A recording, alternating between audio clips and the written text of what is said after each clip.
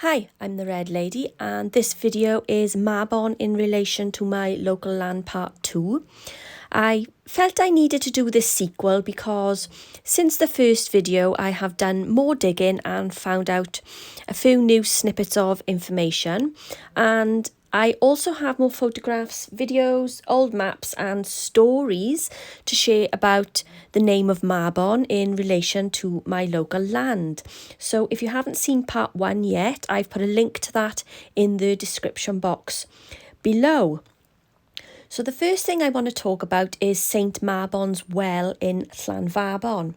So when I made the first video, I had no idea that there even was a well in Llanfabon. And as I take you through this short journey and tell you a few stories, it's easy to see why I didn't know about it and possibly why many new generations of Llanfabon and Nelson don't know about it. So first of all, according to this clipping, Saint Mabon, the brother of Saint Tylo, son of the Bishop of Llandaff, and Saint Tylo later went on to be Bishop of Llandaff himself. So Saint Mabon, his brother, is the founder of Llanfabon, hence the name of Mabon, or variations of the name Mabon, being heavily scattered around the locality, including the church, the well, tracts of land, local farms named after him, villages, streets and nicknames. Naturally, I decided to don my hiking boots along with some of the family and check out Saint Mabon's well. So the journey to the well is through a bit of woodland and a river runs alongside the pathway, which really isn't a pathway. If it was a pathway, it's long overgrown now. There are lots of foxgloves, ferns and oak trees and big old stones, including this rather suspicious looking pile of large old stones on the side of the field that were most likely moved off the land by local farmers a long time ago because they were in the way. And there are a few more piles of the same types of stones a bit further along as well. We did also encounter a couple of buzzards, so here are some buzzards purely for entertainment value.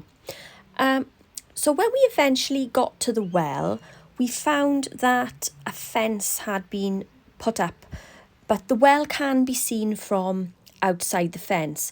Now, according to my father, who visited this well frequently in the 1990s, there was a tree over the well that has since been removed, and as you can see, some of the stones around the well are arranged like paving. He also says there used to be a plaque here, or a sign, that said Saint Mabon's Well on it, which has also been removed. So he remembers during the 1990s that people would come here and visit the well and leave offerings and tie things to the tree that was here. And then the local priest would come along and remove everything and give that well a good blessing. So even though there's no access to the well, outside the fence we have this lovely little spring flowing out from the direction of the well. And so by the looks of it, Saint Mabon's well has been hidden away from the public for quite some time, and it is clear that the owner of the land doesn't want people visiting the well. So here are a couple of photos of us at Saint Mabon's well in Llanfabon. And by the way, we did get permission from the farmer to go and look at the well. That afternoon, I went to the local library with my son to check out a few old maps of the area which mark the well as a spring. And I have put links in the description box if you want to check out those old maps. Moving on from Saint Mabon's well to checking out what was on the site of Maes Mabon before the houses were built. So in part 1 I did mention that there were pools of water here, and that I remembered a spring, or what I thought was a spring, that ran along one side of the field to the other. So again, looking at old maps of the area, there was indeed one small pool which has now been built over, and another larger pool which is still in the field across the road. So that stream was probably what I thought was a spring. But according to the maps, there was a spring close by, located on the road from Maes Mabon to Mabon Road. So not in the exact location I thought, but a bit further out. And that spring has sadly been built on. So this is the larger remaining pool that has dried up recently in the warm weather. And there is a random large stone on the side there, or maybe it's not random. For all I know, it may have been purposely put there for some reason. I don't see any other stones like this lying around in the field either. And the road that still runs between this pool and where the other smaller pool would have been is full of oak trees. So I had to include this specific oak tree, which has a fascinating shape to it, and I nicknamed it the Druid's Tree a while back. It's such a strange shape. It reminds me of a doorway to another world, kind of like looking through the holes of a hagstone. So this tree is just bizarre, and even though this road looks spooky, especially at night, the energy of this place is extremely tranquil and relaxing. So another little tidbit of information that cropped up was Mabon's Day. An article by Tony Peters states, "This is a long lost holiday enjoyed by many across South Wales."